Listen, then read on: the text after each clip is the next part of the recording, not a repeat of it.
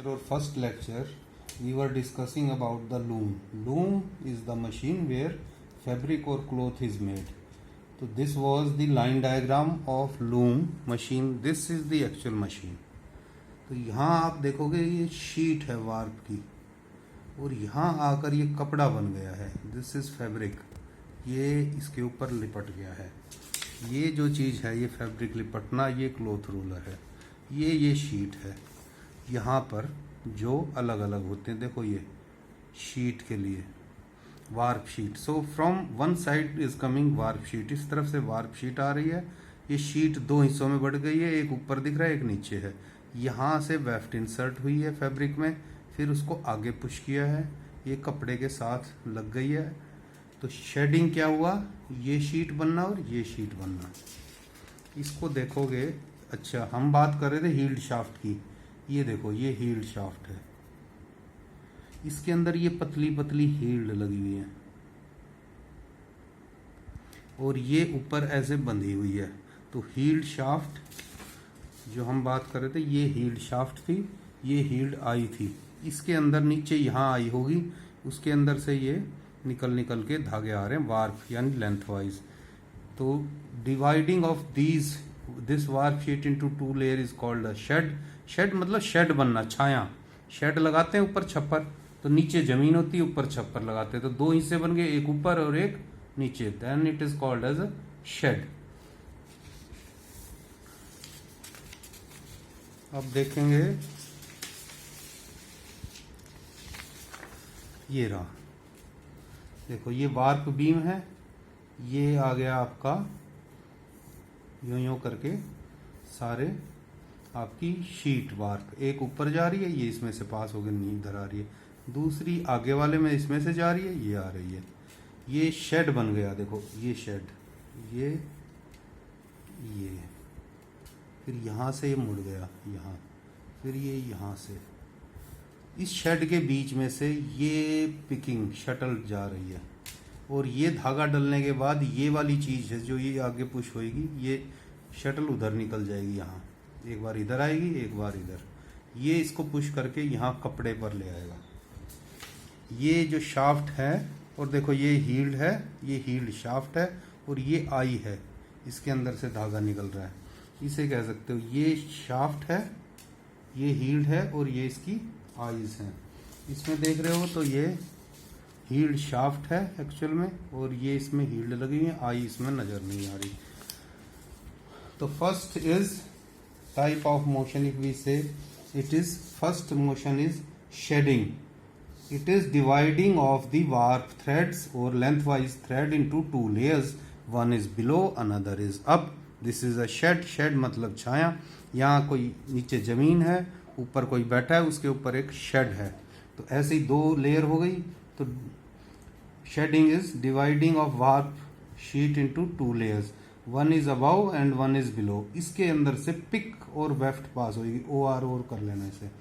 Picking is insertion of weft और pick into this shed, into the shed from one side to another side. इस side से जाएगी, यूं गई, उधर आ गई. फिर इसको बीट अप किया. इधर देखोगे तो ये शेड बन गया, ये पिक इंसर्ट हो गई और ये बीट अप हो गए to the fell of the cloth. Beat up is pushing the last pick. ये वाली लास्ट पिक, आखिरी जो पिक डली है, inserted to the fell of the cloth. कपड़े के फेल मतलब जहां कपड़ा खत्म हो रहा है, गिर रहा है. Pushing. These are primary motion. ये तीन मोशन सेम सीक्वेंस में, शेडिंग फिर पिकिंग फिर बीट अप, ऐसे होगा तो आपका कपड़ा ये बन गया. यहाँ पर एक ऐड हो गई पिक, बट ये यहाँ इकट्ठी हो जाएगी. पिक बार बार भरती जाएगी तो यहाँ इकट्ठी हो जाएगी. So what should we do, we should move this cloth roller. इसको लपेटना है और यहाँ से लपेटोगे तो इसको खोलना है. लपेटने को कहते हैं टेक अप. इसने टेक अप किया. और ये लेट ऑफ. लेट ऑफ मतलब छोड़ दिया. ये दो सेकेंडरी मोशन हो गए. इन मोशन से कपड़ा फिर कंटिन्यूसली बनने लग जाएगा. तो primary motion, secondary motions, auxiliary motion. Auxiliary motion means machine को, लूम को, whichever gives more automation और whichever give more speed और whichever give better quality. जो भी बच गए इन 5 के अलावा वो सारे ऑक्सिलरी मोशन है। जैसे कि नंबर ऑफ वेफ्ट, ये आपको वीविंग टेक्नोलॉजी में पढ़ाएंगे। ज़्यादा नंबर ऑफ वेफ्ट डालनी अलग अलग कलर की तो ड्रॉप बॉक्स मोशन, टेरी पाइल मोशन, पाइल मतलब लूप, जो टॉवल के अंदर लूप होते हैं वो डालने का मोशन ये अलग होता है। या वार्प, टूट गया धागा लंबाई वाला, इसको रोकने का मोशन, वेफ्ट टूट गई इसका motion. These all motions are auxiliary motion, primary, secondary, auxiliary और टर्शरी मोशन।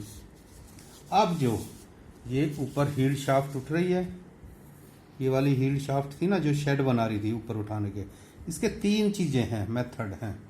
नंबर 1 तो है टैपेट। टैपेट मतलब ये जो दिख रही थी, एक बार ये उठा देगी, एक बार ये, 2-4 हील्ड शाफ्ट को। अब बड़ा डिजाइन है मान लो, तो हम लगाएंगे इसके ऊपर डॉबी।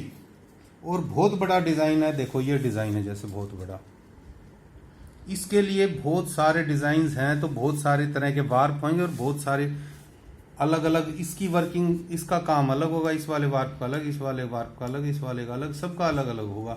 तो ये इतनी सारी हील्ड शाफ्ट लगेंगी, या फिर वो इंडिविजुअली एक एक करके टैकल होगा। देखो ये रहा, ये ऊपर लगा रखा, यहाँ ये टैपेट है ऊपर, और यहाँ ये जैकार्ड है, देखो ये रहा जैकार्ड, ये रहा जैकार्ड। ये देखो कितने सारे धागे आ रहे हैं, ये सारे एक एक हील्ड को पकड़ेंगे अलग अलग, एक इसको एक इसको एक इसको, क्योंकि डिजाइन हो गया बहुत बड़ा। तो ये 3 चीजें हो गई, क्या क्या? टैपेट, 2-4 सिंपल डिजाइन के लिए। थोड़ा सा कॉम्प्लिकेटेड छोटा सा डिजाइन है तो डॉबी लग जाएगी। ऐसे ही जो है हील्ड शाफ्ट, ये हील्ड शाफ्ट उसमें 24 तक आ जाएंगे, 40 तक।